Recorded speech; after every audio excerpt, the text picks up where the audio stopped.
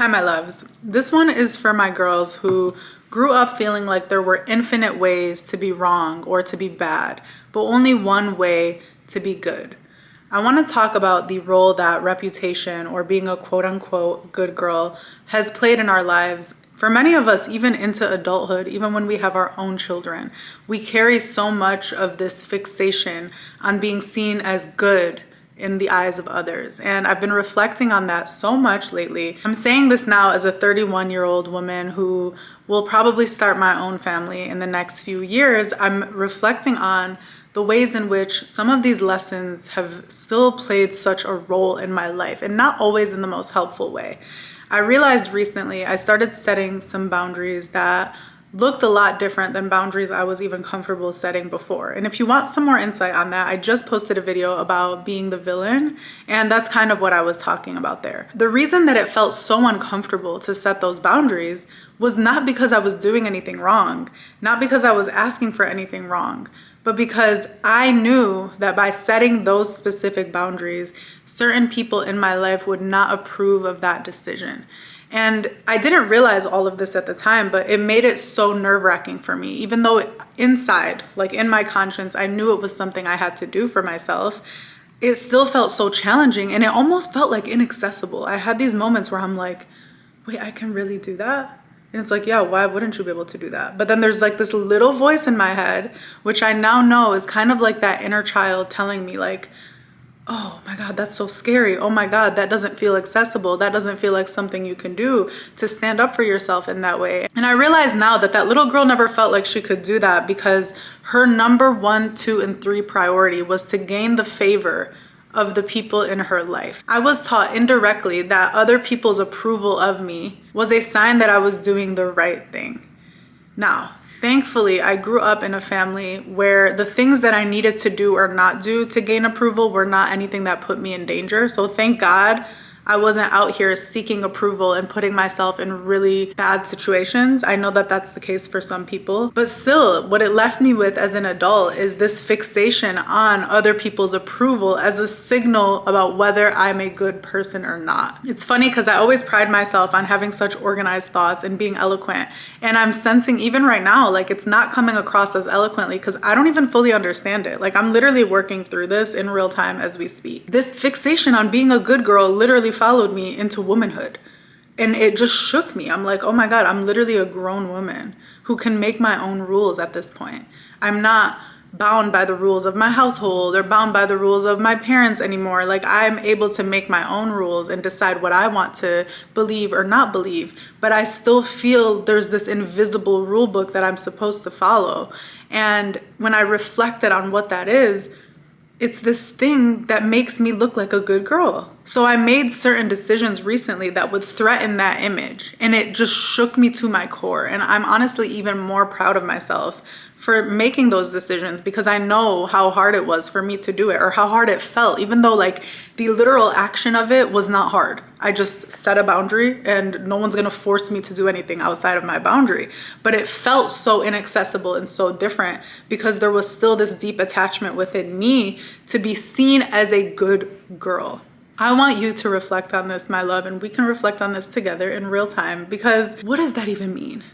Why is our perception of what it means to be good or right or aligned, is a word that I like a lot more than those other 2 words. Why is our perception of being aligned or true to ourselves based on how other people see us? When you think about that and break it down, you're just a puppet at that point. Like if your actions, if you can only be okay with your behaviors and actions, if other people are clapping for you, you're setting yourself up for a lifetime of literally being a clown in a circus. And I'm saying this so I can hear it too. Like I know it's coming across harsh, but like I don't want to be a clown. I don't want to perform for other people. I don't want to audition for people's approval. And I'm ready to grow into the version of me who doesn't need anyone to tell me that what I did was right or wrong. And I think that that was also part of it. Like when I set those boundaries, I was looking to people like my husband or, you know, people who are close to me in my family. I was looking for their approval about what I did. And even though certain people were giving me their approval, I also had this internal dialogue of like, what doesn't matter what they say. So I'm really proud of how I handled it, because I chose to make a decision that was best for me and my health, and also chose in that moment not to listen to anyone, whether they were clapping or whether they were booing me. Like, none of that mattered, because I hate to break it to you, but if you care about the clapping, then you will have to care about the booing. The only way for you to detach from other people's validation or lack thereof is to literally detach from their validation or lack thereof. Like, you can't say that you don't care about the haters, but also care when people are overly praising you. And that's something I'm trying to work on. I realize I care a lot when people agree with my decisions, or I care a lot when people tell me that I did the right thing.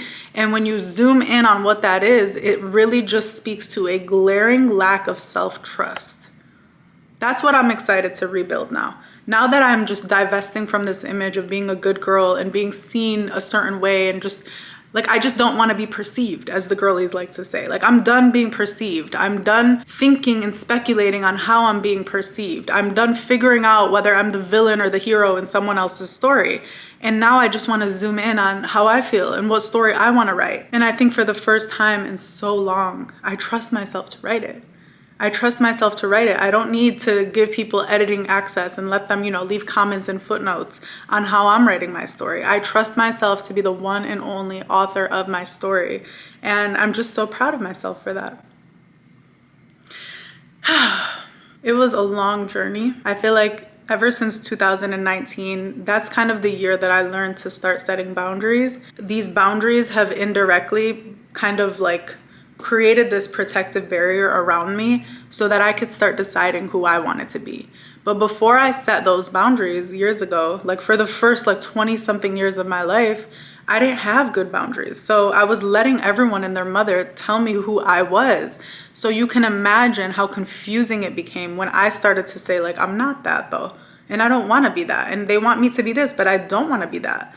I had to just kind of like close off for construction for a little while and decide who I wanted to be. And now that I know that, I need to be okay with not being seen a certain way in other people's stories. That's completely fine with me now, because I know how I see myself. Until you decide that how you see yourself and how you feel about yourself is the most important thing, you're always going to be looking for other people's feedback and approval to tell you who you are. I'm curious if this resonates with you, or if you have any stories that kind of relate to this. I would love to hear from you. But thank you for letting me just get on here and try to process some of what I've been experiencing and what I'm working through right along with you. I love you so much. And as always, stay powerful, my love.